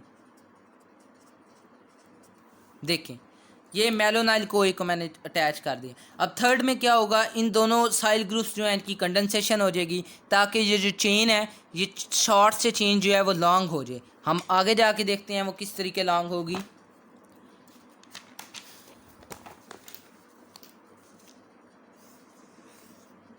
सिस्टीन है, सिस्टीन के ऊपर 4 कार्बन का फैटी एसिड बेसिकली अटैच है।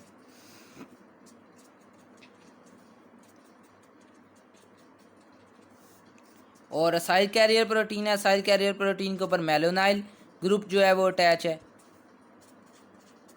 वो पीछे वाला स्ट्रक्चर मैंने यहाँ पे पेज ख़त्म हो गया था इसलिए यहाँ पे आगे लिख दिया। अब क्या होता है, थर्ड कंडेंसिंग एंजाइम हमारे पास एक्ट करेगा। ऐसी बात ही है, कंडेंसिंग एंजाइम में क्या होगा, ये कार्बन डाइऑक्साइड रिमूव हो जाएगी, ये वाली कार्बन डाइऑक्साइड यहाँ से निकल गई, बाकी इन दोनों की आपस में कंडेंसेशन हो जाएगी। नाम सही शो हो रहा है कि क्या है, कंडेंसिंग एंजाइम है, तो वो करेगा क्या, कंडेंसेशन ही हमारे पास करेगा। सेल फेडरल ग्रुप दोबारा उसी का उसी तरीके, असाइल कैरियर प्रोटीन के ऊपर क्या होगा, कंडेंसेशन होनी है। तो कंडेंसेशन किस तरीके होगी आपको खुद ही पता है हमारे पास।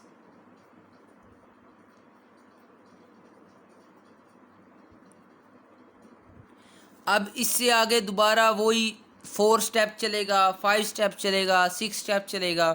आपके लिए मैं ये चला रहा हूँ चौथा स्टेप। चौथे स्टेप में अब क्या होता है कि रिडक्शन होती है। और इस एंजाइम का नाम क्या है, नाम क्या है इस एंजाइम का, beta ketoacyl acyl carrier protein reductase. ये पहले भी आप कर चुके हैं, ये एंजाइम्स को याद करने की कोशिश कीजिए बिकॉज यही आपको फंक्शन पर बता देता है। क्योंकि ये यहाँ से गिने तो सल्फ़र से ये पहला कार्बन, ये अल्फ़ा कार्बन, ये बीटा कार्बन। और बीटा ग्रुप की स्पेशलिटी देखें आप तो इसके पास ये कौन सा ग्रुप है, कीटो ग्रुप है। तो कीटो बीटा कीटो असाइल, ये फैटी एसिड के लिए असाइल का लफ्ज़ इस्तेमाल करें, असाइल कैरियर प्रोटीन रिडक्टेज। ये क्या करेगा, NADPH रिएक्शन में आएगा फिर जाएगा एज a NADP।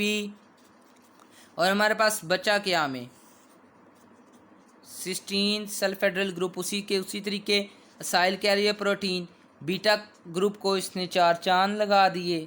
किया क्या इसने कि 2 हाइड्रोजन उसको दिए और उसको हाइड्रोक्सिल ग्रुप के अंदर चेंज कर दिया। सिर्फ इतना सारा इसने काम किया, ठीक हो गया। अब हमारे पास क्या हुआ कि इसके ऊपर 5वां एंजाइम एक्ट करेगा। यही स्ट्रक्चर जो है बल्कि इधर ही आप समझ लें। पांचवें इंजाइम ने क्या एक्ट करना है कि यहाँ पे जो हाइड्रोजन अल्फ़ा, ये अल्फ़ा कार्बन है और ये बीटा कार्बन है, ठीक है। अब जो अल्फ़ा और बीटा कार्बन से एक एक हाइड्रोजन रिमूव करना है डिहाइड्रेटेज ने एक एक हाइड्रोजन रिमूव करना है, तो क्या बनेगा, वाटर बनेगा। सिंपली मैं एक दफ़ा दोबारा इसको आगे लिख देता हूँ। सिस्टीन है with a sulfhydryl group, acyl carrier protein, 7 sulphur इसकी है।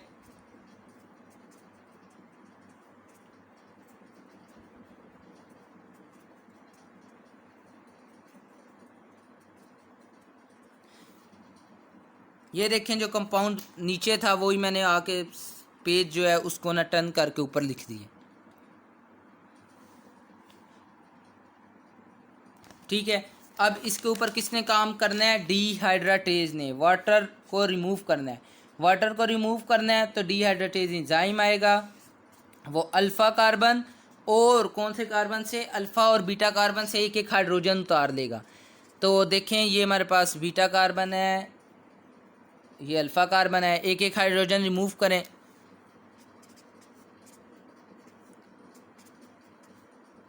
वैलेंसी को पूरा करने के लिए उन्होंने आपस में डबल बॉन्ड बना दिया, क्योंकि कार्बन सिर्फ 4 बॉन्ड ही बनाता है, ठीक है। ये हमारे पास स्ट्रक्चर आ गया, ये अल्फ़ा कार्बन है, ये बीटा कार्बन है। इंजाइम कौन सा इन्वॉल्व हुआ, 5वें नंबर वाला डिहाइड्रेटेज इंजाइम इन्वॉल्व हुआ। अब इसकी दोबारा क्या होगी, रिडक्शन होगी, 6 नंबर का इंजाइम काम करेगा। और उस इंजाइम का क्या नाम था, enoyl acyl carrier protein reductase, NADPH as a reductant source हमारे पास आएगा, अपने हाइड्रोजन दे के सिस्टम को बाय बाय कह देगा, NADP की फॉर्म में निकल जाएगा। और इसके अब 2 हाइड्रोजन कहाँ पे जाएंगे, अल्फ़ा के पास और बीटा के पास जाएंगे और इनकी अनसैचुरेशन ख़त्म हो जाएगी।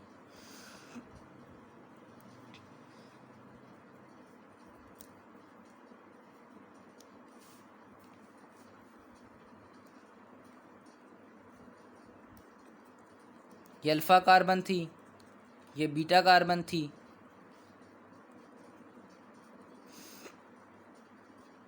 ये देखें।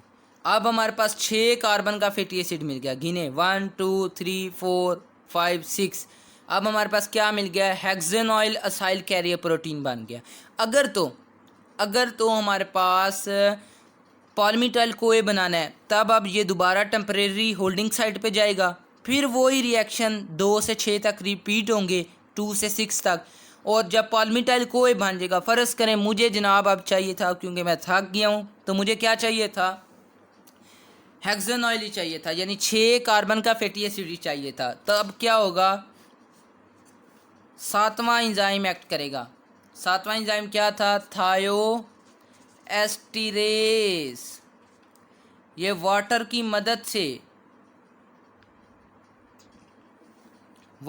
मदद से क्या करेगा, ये जो 6 कार्बन का फैटी एसिड है ये रिमूव करवा लेगा। ये यहाँ से 6 कार्बन का फैटी एसिड, यानी 6 कार्बन का फैटी एसिड आप कह रहे हैं कि इसी तरीके लिख देते हैं क्योंकि पेज भी नहीं है, C6 यानी 6 कार्बन का फैटी एसिड इसने यहाँ से रिमूव करवा लिया। और हमारे पास ये जो इंजाइम था वो बेचारा दोबारा सिस्टम से आपको पता है रिकवर्ड हो गया।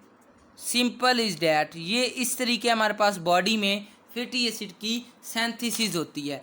जो रिक्वायरिंग फैटी एसिड है वही सिंथेसाइज होगा। अगर ब्रेन है, फ़र्ज़ करें ब्रेन के अंदर हमारे पास ग्रेटर दैन 22 और 22 कार्बन के फैटी एसिड सिंथेसाइज होते हैं। सो वहाँ पे ये रिएक्शन रिपीट होता रहेगा अनटिल हमारे पास जो रिक्वायर फैटी एसिड है वो सिंथेसाइज ना हो जाए। इधर जो है मैंने आपको लैक्टेटिंग में मेरी ग्लैंड की एग्जांपल दे दिया है कि वहाँ पे short chain fatty acid synthesize होते हैं। तो जो 6 कार्बन वाला जो है वो शॉर्ट चेन की और मीडियम चेन की कैटेगरी में आता है। ये जो 6 कार्बन वाला है वो मीडियम चेन की कैटेगरी में आता है। तो मीडियम चेन फैटी एसिड जो है इस तरीके हमने सिंथेसाइज करा लिया। This is the basic mechanism how fatty acids are synthesized in the body. अब हम कुछ थोड़ी सी और बात कर देते हैं। हमने पहले भी बात कर ली है कि रिडक्टेंट सोर्सेज, ये जो रिडक्टेंट सोर्सेज NADPH ये हमारे पास रिडक्टेंट सोर्सेज जो एनर्जी हमें प्रोवाइड हो रही है वो कौन कर रहा है? एक तो एटीपी प्रोवाइड कर रहा है जो एसिटाइल कोए कार्बोक्सिलेज को अंदर इस्तेमाल होता है, जो एसिटाइल को ए को मेलोनाइल को ए के अंदर चेंज करता है। वो अगर आपको रिएक्शन याद हो तो ये रिएक्शन है जहाँ पे हमारे पास एसिटाइल कोए मेलोनाइल कोए में चेंज हो रहा था। एक तो एटीपी इस्तेमाल हो रहा है, दूसरा आपने रिएक्शंस देखे हैं जहाँ पे हमारे पास फ्रीक्वेंटली NADPH, 2 NADPH एक साइकिल में हमारे पास इस्तेमाल हो रहे हैं। सो हमारे पास जो रिडक्टेंट सोर्सेज हैं बेसिकली वो NADPH हमारे पास मेन रोल प्ले करता है फैटी एसिड की सिंथेसिस में। और ये कहाँ से आता है आपको ये पता है कि ये हमारे पास primarily it comes from the hexose monophosphate shunt. वो अपने कार्बोहाइड्रेट में मेटाबॉलिज्म में पढ़ लिया है। और नंबर दूसरी जो NADPH की फॉर्मेशन है वो आपने कभी नहीं भूलनी कि एक तो सारों को ही पता है कि NADPH कहाँ से आता है, हेक्सोज मोनोफॉस्फेट शंट से आता है। दूसरा जो है NADPH का सोर्स जो है जब फैटी एसिड की सिंथेसिस हो रही होती है ऑक्सैलोएसीटेट बाहर आता है from the mitochondrial matrix into the cytoplasm.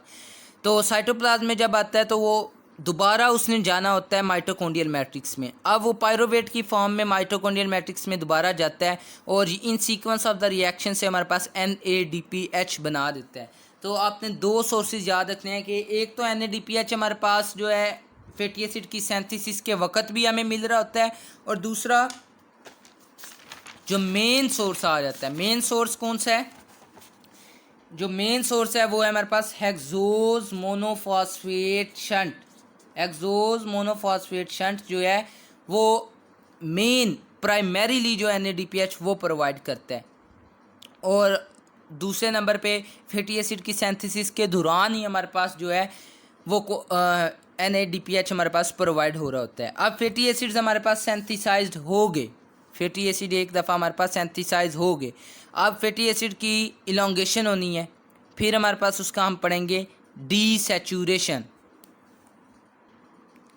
अब हमने पढ़नी है कि हमने फैटी एसिड सेंथिसाइज करा लिया, अब हमने पढ़नी है दो मैकेनिज्म पढ़ने हैं छोटे छोटे, एक इलोंगेशन और दूसरा डीसैचुरेशन।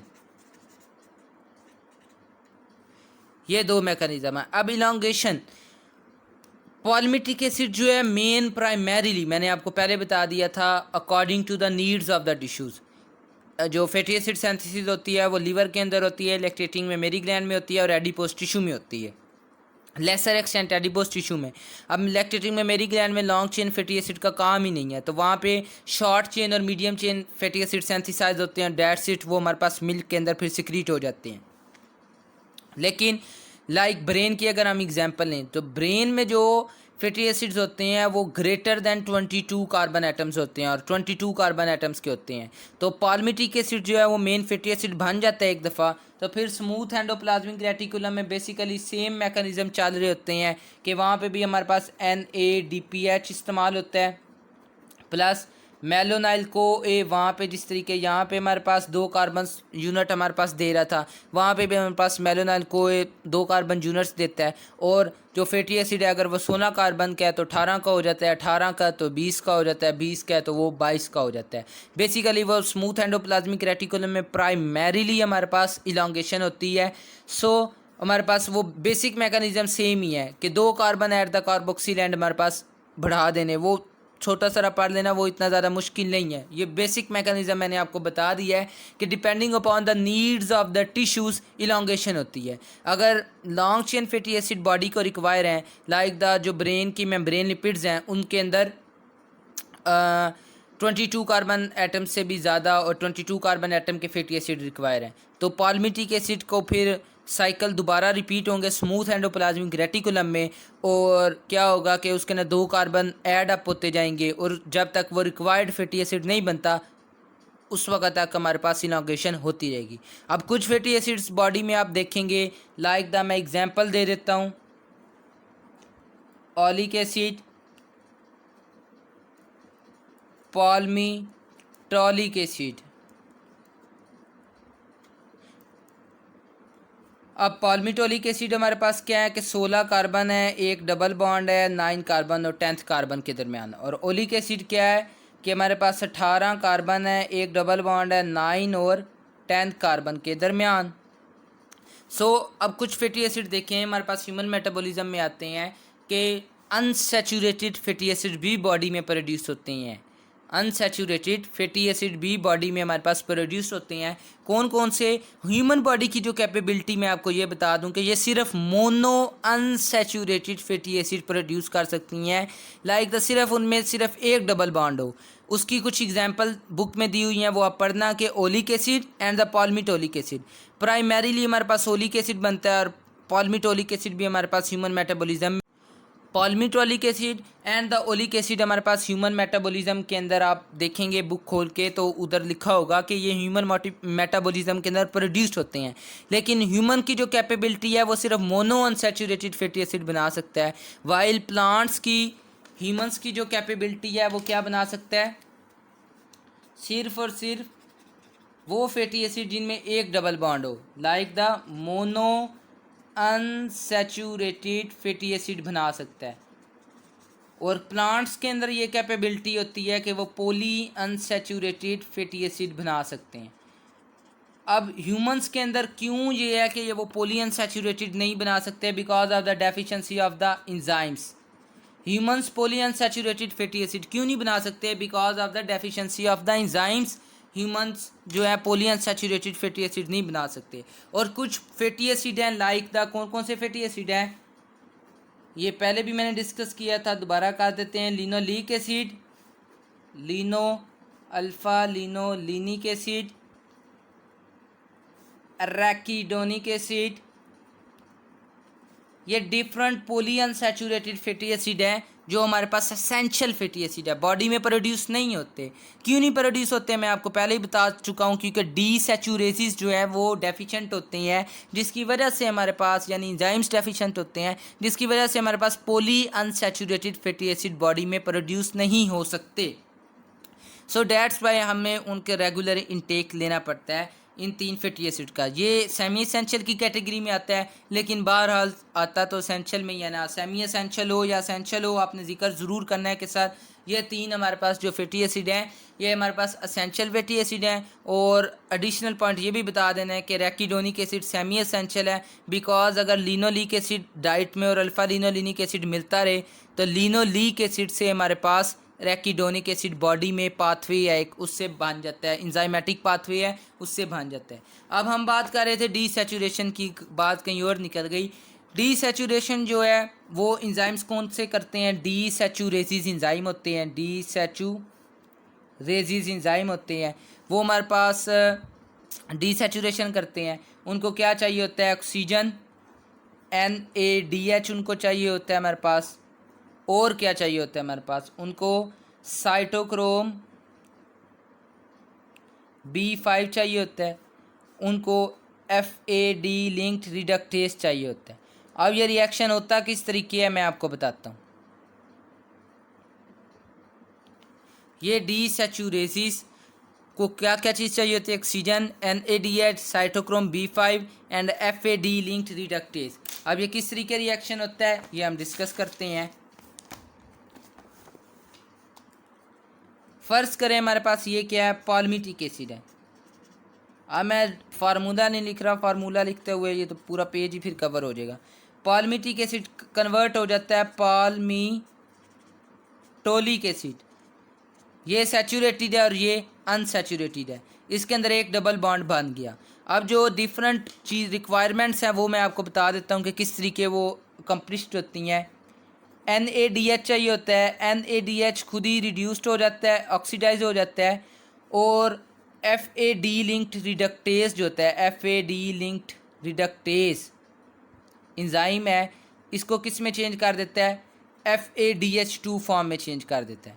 ये जो NADH जो है NAD में चेंज हो जाता है और वो जाते जाते अपने जो इलेक्ट्रॉन्स हैं, जो हाइड्रोजन है, वो दे जाता है FAD को, और FAD FADH2 में चेंज हो जाता है। FADH2 अपने जनाब आगे इलेक्ट्रॉन्स दे देता है साइटोक्रोम B5 को। आपको साइटोक्रोम्स का तो पता ही होगा, इनके अंदर हीम होती है। Heme as a prosthetic group होता है, और हीम का एक इंपॉर्टेंट कंपोनेंट होता है जिसको हम क्या कहते हैं? आयरन। आयरन इसमें फेरस फॉर्म में होता है इनिशियली, हमारे पास फेरिक फॉर्म में फेरस फॉर्म में ही होता है। Fe+3 जो होती है वो Fe+2 जो होता है वो फेरस फॉर्म होता है, और Fe+3 जो होती है हमारे पास फेरिक फॉर्म होता है। सो जो साइटोक्रोम B5 है वो हमारे पास इनिशियली किस में होता है, फेरिक फॉर्म में होता है। जब ये इलेक्ट्रॉन्स यहाँ से FADH2 अपने इलेक्ट्रॉन्स इस फेरिक फॉर्म को दे देता है और इसको कन्वर्ट कर देता है फेरस के अंदर, Fe+2 के अंदर। Fe+2 जो है वो एक्टिव फॉर्म होती है, साइटोक्रोम B5 आ गया। अब ये Fe+2 अपने इलेक्ट्रॉन्स दे देते हैं ऑक्सीजन को, ऑक्सीजन हमारे पास ऑक्सीजन को इलेक्ट्रॉन्स दे देते हैं, और ऑक्सीजन एज अ रिज़ल्ट किसके अंदर चेंज हो जाता है, वाटर के अंदर चेंज हो जाता है। यहाँ से फैटी एसिड भी ऑक्सीडाइज होता है और अपने इलेक्ट्रॉन्स दे देता है ऑक्सीजन को। यहाँ से साइटोक्रोम B5 भी ऑक्सीडाइज होता है और अपने इलेक्ट्रॉन्स दे देता है ऑक्सीजन को, और रिजल्टेंट कंपाउंड हमारे पास क्या बन जाता है, वाटर बन जाता है। मैं दोबारा आपको समझा देता हूँ कि NaDH जो है इनिशियली NAD+ में चेंज हो जाता है। NAD अपने जो NaDH अपने इलेक्ट्रॉन्स किसको देता है, FAD को, FAD लिंक्ड रिडक्टेज, वो FADH2 में चेंज हो जाता है। FADH2 साइटोक्रोम B5 पहले इनिशियली फेरिक फॉर्म में होता है Fe+3 में, वो जब इलेक्ट्रॉन एक्सेप्ट करता है तो फेरस फॉर्म में चेंज हो जाता है Fe+2 में। Fe+2 अपने इलेक्ट्रॉन्स और पाल्मिटिक एसिड की भी ऑक्सीडेशन होती है, ये दोनों अपने इलेक्ट्रॉन्स किसको देखते हैं, ऑक्सीजन को, और ऑक्सीजन रिड्यूस्ड हो जाती है वाटर में। एज अ रिज़ल्ट हमारे पास इस रिएक्शंस के ज़रिए हमारे पास क्या होता है कि डबल बॉन्ड हमारे पास इनिशिएट हो जाता है, डबल बॉन्ड हमारे पास क्रिएट हो जाता है। इस रिएक्शन को कहते हैं डीसैचुरेशन या अनसैचुरेशन मैकेनिज्म का रिएक्शन। मोनो अनसैचुरेटेड और पॉली अनसैचुरेटेड फैटी एसिड का मैंने आपको बता दिया है। अब हम मूव करते हैं ट्राई असाइल ग्लिसरॉल की सिंथेसिस की तरफ। अब फैटी एसिड सिंथेसाइज हो गया वेल फैट स्टेट में, तो फैटी एसिड जो है वो यहाँ तो लाइपोप्रोटीन का कंपोनेंट बनने के लिए भी उसको ट्राइसाइल ग्लिसरॉल में पहले चेंज होना पड़ता है। तो फैटी एसिड की प्राइमरीली बॉडी में फिर क्या होती है, एस्टेरिफिकेशन होती है। एस्टेरिफिकेशन का क्या मतलब है, थ्रू द ईस्टर बॉन्ड्स वो ग्लिसरॉल के मॉलिक्यूल के साथ मिल जाता है। ग्लिसरॉल का मॉलिक्यूल अगर मैं नॉर्मली ड्रा करना चाहूँ तो ग्लिसरॉल ही ड्रा कर दिए, CH2OH CHOH CH2OH, ये ग्लिसरॉल का नॉर्मल स्ट्रक्चर है। अब इसके साथ इसके अंदर होता क्या है कि ग्लिसरॉल और ट्राइसाइल ग्लिसरॉल में क्या फ़र्क है। ग्लिसरॉल के साथ फैटी एसिड मिलता है, ये नट शेल के अंदर मैं बात कर रहा हूँ, ओवरव्यू आपको दे रहा हूँ। फैटी एसिड मिलता है और ये ट्राइसाइल ग्लिसरॉल के अंदर चेंज हो जाता है। अब ट्राइसाइल ग्लिसरॉल का अगर स्ट्रक्चर ड्रा करें तो CH2O C+O(R1), जो फैटी एसिड है वो अपने कार्बोक्सिल ग्रुप के साथ यहाँ पे ईस्टर बॉन्ड बनाता है। ये जो बॉन्ड बना है ये कौन सा बॉन्ड है, ईस्टर बॉन्ड, और इसके ज़रिए ये अटैच हो जाता है। यहाँ पे भी देखें R2, 3 फैटी एसिड ग्लिसरॉल के साथ मिलते हैं तो ट्राई असाइल ग्लिसरॉल हमारे पास बन जाता है। ये बेसिक स्ट्रक्चर है हमारे पास ट्राइसाइल ग्लिसरॉल का। वो स्ट्रक्चर है हमारे पास खाली ग्लिसरॉल का। जो फैटी एसिड हमारे पास normally as a result of the fatty acid synthase metabolism, जो हमने अभी पढ़ा है कि सिंथेसिस के प्रोसेस से जो फैटी एसिड हमारे पास बनता है तो वो हमारे पास एस्टेरिफिकेशन हो जाती है उसकी ग्लिसरॉल के साथ, और वो ट्राइसाइल ग्लिसरॉल बना देता है। अब ये ट्राइसाइल ग्लिसरॉल आपके खूबसूरत वाइट एडिपोज टिश्यू के अंदर स्टोर हो जाता है। जब माइक्रोस्कोपिक साइड देखते हैं वाइट एडिपोज टिश्यूज़ की तो वो भी हमारे पास वाइट ही नज़र आती है, बिकॉज उसको स्टेनिंग करते हुए ये ट्राइसाइल ग्लिसरॉल अंदर से निकल जाता है, तो इसलिए सिर्फ वाइट साइड ही मिलती है। तो ये वाइट एडिपोज टिश्यू के अंदर आपका ट्राइसाइल ग्लिसरॉल स्टोर्ड हो जाता है। अब एक और इधर इंपॉर्टेंट पॉइंट है, ये भी फैटी एसिड अटैच है, ये भी फैटी एसिड अटैच है, ये भी फैटी एसिड अटैच है। इंटरेस्टिंगली ये तीनों फैटी एसिड अलग-अलग होते हैं। जो कार्बन 1 के ऊपर फैटी एसिड अटैच होता है वो होता है टिपिकली सैचुरेटेड होता है, कार्बन 2 के ऊपर अनसैचुरेटेड, और कार्बन 3 के ऊपर क्या होता है, यहाँ तो सैचुरेटेड हो सकता है या अनसैचुरेटेड, दोनों में से कोई एक हो सकता है। सो ये भी इंपॉर्टेंट पॉइंट याद रखना है। ये जो तीनों फैटी एसिड अटैच हुए हैं ट्राइसाइल ग्लिसरॉल के साथ, ये अपनी वैरायटी में डिफरेंट होती हैं। लाइक द फर्स्ट कार्बन के ऊपर जो अटैच हुआ है वो होता है सैचुरेटेड, सेकंड कार्बन के ऊपर जो अटैच हुआ है वो होता है अनसैचुरेटेड, और जो थर्ड कार्बन के ऊपर अटैच होता है उसकी मर्जी है, वो यहाँ तो सैचुरेटेड हो सकता है या अनसैचुरेटेड हो सकता है। अब हम बढ़ते हैं, पहले हमने फैटी एसिड की सिंथेसिस करा ली, अब हम पहले कराते हैं ग्लिसरॉल की सिंथेसिस। अब ग्लिसरॉल की सिंथेसिस यहाँ तो एडिपोज टिश्यू में होती है यहाँ तो हमारे पास कहाँ पे होती है, लीवर के अंदर। अब लीवर के अंदर अगर हम ड्रॉ करें तो बेसिकली दो मैकेनिज्म है, तीसरा एक बड़ा इंटरेस्टिंग मैकेनिज्म है, वो मैं आपको बाद में बताता हूँ। लीवर के अंदर एक एंजाइम होता है जिसका नाम क्या है, ग्लिसरोल। लीवर के अंदर एक एंजाइम होता है ग्लिसरोल 3 फॉस्फेट। ये ग्लूकोनियोजेनेसिस में आपने एंजाइम पढ़ लिया है, ग्लिसरोल 3 फॉस्फेट, लेकिन यहाँ पे दोबारा काम आ रहा है। ग्लिसरोल 3 फॉस्फेट क्या करता है, इसको ग्लिसरोल 3 फॉस्फेट में चेंज कर देता है। सिंपल, ग्लिसरोल 3 फॉस्फेट, सॉरी मैंने ग्लिसरोल 3 फॉस्फेट ही लिख दिया है, सॉरी। ग्लिसरोल काइनेज एंजाइम होता है। कौन सा एंजाइम होता है, ग्लिसरोल काइनेज। वो इसकी फॉस्फोराइलेशन करता है, द थर्ड पोजीशन है, उसको किस में चेंज कर देता है, ग्लिसरोल 3 फॉस्फेट में। ये एक मैकेनिज्म है, सिर्फ ये एंजाइम प्रेजेंट होता है लीवर में। सिर्फ ग्लिसरोल काइनेज कहाँ पे प्रेजेंट होता है, लीवर के अंदर प्रेजेंट होता है, और ये ग्लिसरोल को ग्लिसरोल 3 फॉस्फेट में चेंज कर देता है। नंबर सेकंड पाथवे, ये तो एक पाथवे है जिसके ज़रिए हमारे पास ग्लिसरोल 3 फॉस्फेट अटैच हो गया, इस ग्लिसरोल 3 फॉस्फेट प्रोड्यूस्ड हो गया। नंबर दूसरा मैकेनिज्म क्या है कि ग्लूकोज है, ग्लूकोज पहले चेंज होगी ग्लूकोज 6 फॉस्फेट में, फिर फ्रुक्टोज 6 फॉस्फेट में।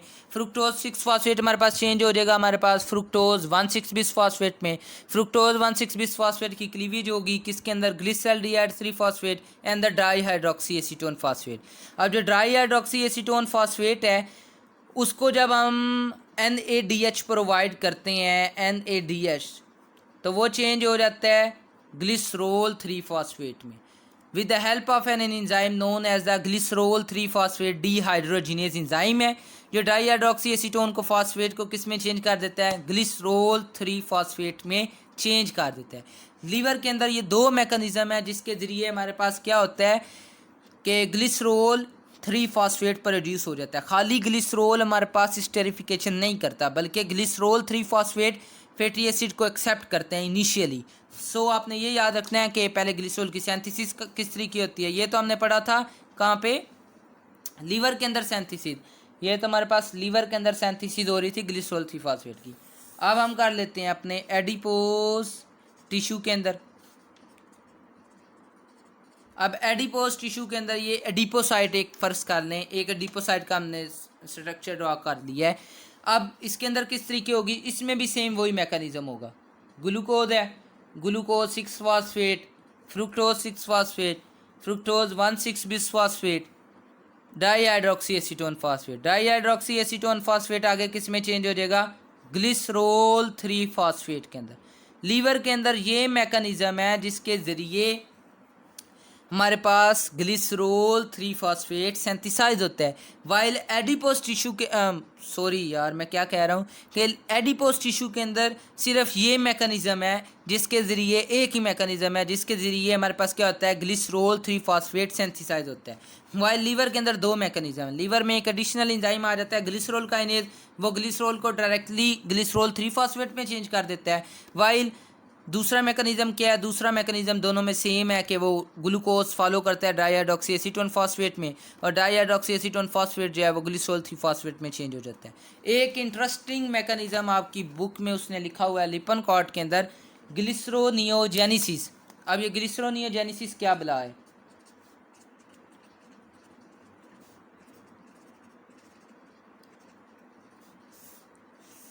It is the incomplete version of the gluconeogenesis. Glycerol 3 phosphate को सेंथिसाइज कराने के लिए बॉडी एक अडॉप्ट कर लेती है मैकेनिज्म जिसे कहते हैं ग्लिसरोनियोजेनेसिस। इसमें असल में होता क्या है कि पायरोवेट हमारे पास किस में चेंज हो जाता है, ऑक्सैलो एसीटेट में। ऑक्सैलो एसीटेट किस में चेंज हो जाता है हमारे पास, फॉस्फोइनोल पायरोवेट में। फिर फॉस्फोइनोल पायरोवेट आपको पता है कि किसके अंदर चेंज हो जाता है, 2 फॉस्फोग्लिसरेट में। 2 फॉस्फोग्लिसरेट हमारे पास किस में चेंज हो जाता है, 2 फॉस्फो, ये ग्लाइकोलिसिस को मैं असल में कोई रिवर्स कर रहा हूँ।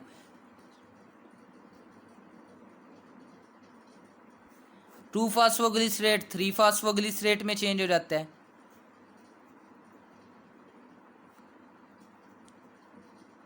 थ्री फॉस्फोग्लिसरेट आपको पता है कि 1,3-bis फॉस्फोग्लिसरेट में चेंज हो जाता है।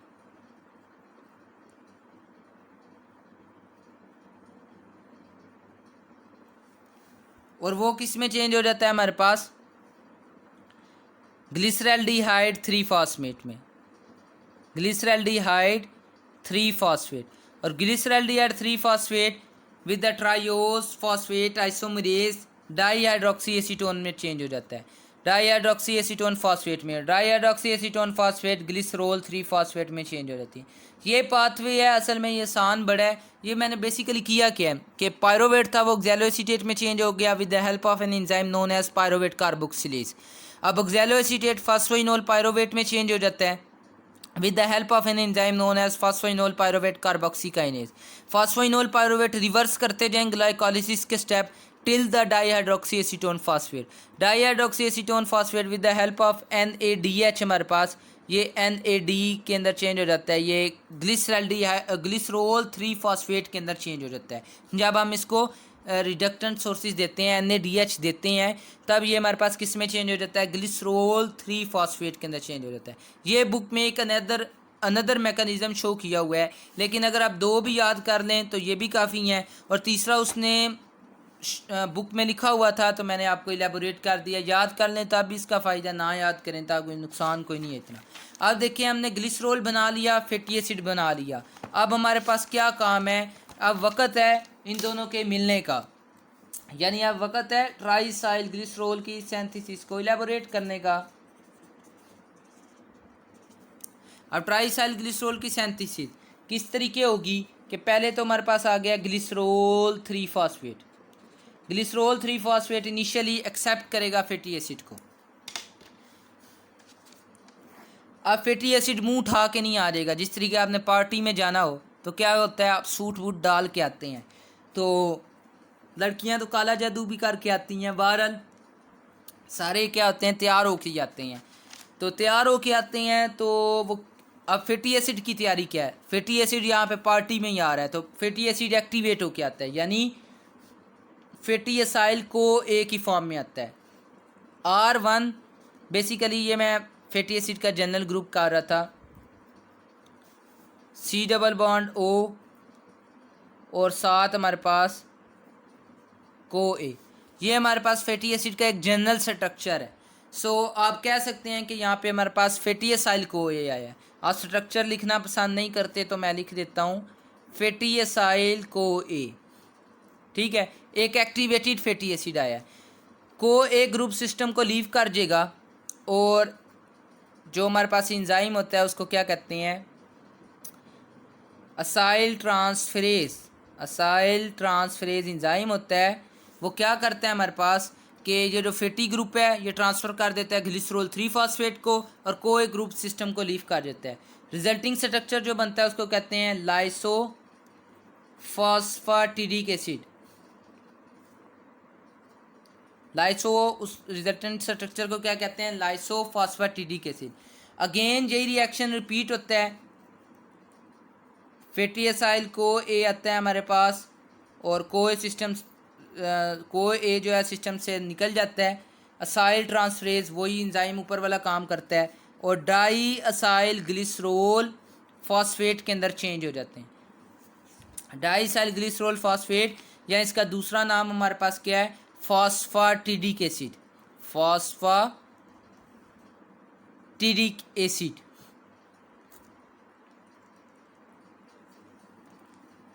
क्या हुआ इस रिएक्शन में, लाइसोफॉस्फेटिडिक एसिड हमारे पास फैटी एसाइल को ए आया, को ए सिस्टम को लीव कर गया with the help of an enzyme known as acyl transferase. Lysophosphatidic acid accept one more fatty acid and change into the diacyl glycerol phosphate और द फॉस्फेटिडिक एसिड। फिर इसके ऊपर एक एंजाइम एक्ट करता है जिसको क्या कहते हैं हमारे पास, फॉस्फेटेज। फॉस्फेटेज क्या करता है, इसका ये जो थर्ड पोजीशन के ऊपर लगा हुआ डाईसाइल ग्लिसरोल के ऊपर जो फॉस्फेट लगा हुआ है, इस फॉस्फेट ग्रुप को रिमूव कर देता है और डाईसाइल ग्लिसरोल के अंदर उसको चेंज कर देता है। सिंपल इज डैट कि ये जो थर्ड रिएक्शन है इसमें क्या हुआ, जो डाईसाइल ग्लिसरोल फॉस्फेट था, डाईसाइल ग्लिसरोल के ऊपर जो फॉस्फेट ग्रुप लगा हुआ था उसको इसने फॉस्फेटेज एंजाइम ने क्या किया, रिमूव कर दिया और डाईसाइल ग्लिसरोल बना दिया।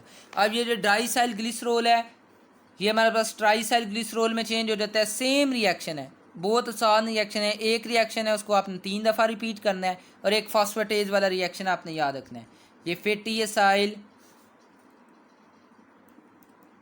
को ए आया, को ए सिस्टम से रिमूव हो गया और ट्राई असाइल ग्लिसरोल हमारे पास इवेंचुअली बन गया। अब अगर ये try acyl glycerol adipose tissue में है तो ये एडिपोज टिश्यू के साइटोप्लाज्म के अंदर स्टोर हो जाएगा as a lipid droplet store होते जाएंगे, स्टोर होते जाएंगे, स्टोर होते जाएंगे।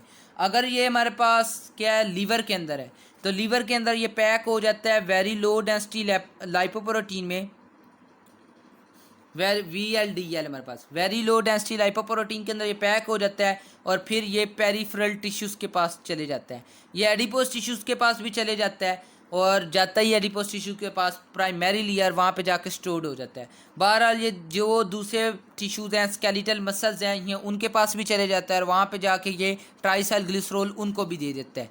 सो ये आपने याद रखने हैं, डिफरेंट मैकेनिज्म है हाउ फैटी एसिड्स आर सेंथिसाइज्ड।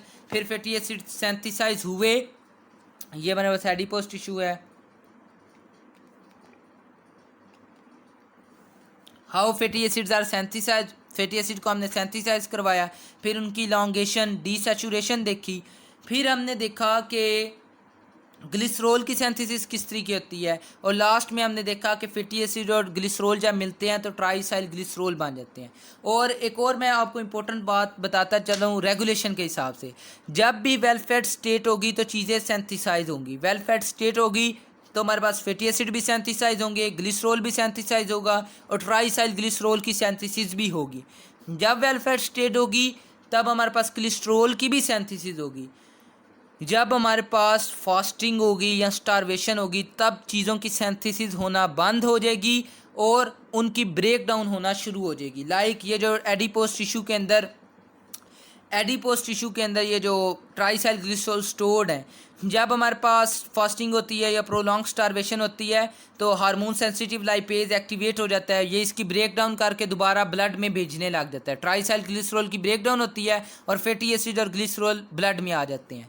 और एक और मैं आपको इंपॉर्टेंट पॉइंट बताना भूल गया कि ये ट्राइसाइल ग्लिसरोल जो है ये very low amount healthy liver में स्टोर्ड होते हैं, लेकिन मेजोरिटी जो है ये very low density lipoprotein metabolism में पढ़ेंगे ये क्या बुलाए, ये वेरी लो डेंसिटी लाइपोप्रोटीन के अंदर पैक होते हैं ट्राइसाइल ग्लिसरोल और पेरिफेरल टिश्यूज़ में चले जाते हैं और पेरिफेरल टिश्यूज़ में प्राइमरीली ये एडिपोज टिश्यू के पास जाते हैं और वहाँ पे जाके ये स्टोर्ड हो जाते हैं। और जब ज़रूरत पड़ती है, यानी आपने जब खाना खा लिया उसके 12 घंटे बाद जब आपको ज़रूरत पड़ी एनर्जी की, तब हमारे पास क्या हुआ कि ये 12 घंटे तो नहीं, थोड़ा सा आप ज़्यादा कर लें duration, about 18 to 24 hours after meal, ये हमारे पास फिर ट्राइसाइल ग्लिसरोल जो है ये ब्रेक डाउन होते हैं और ये फिर आपको एनर्जी प्रोवाइड करते हैं। Hope you will understood well, thank you very much.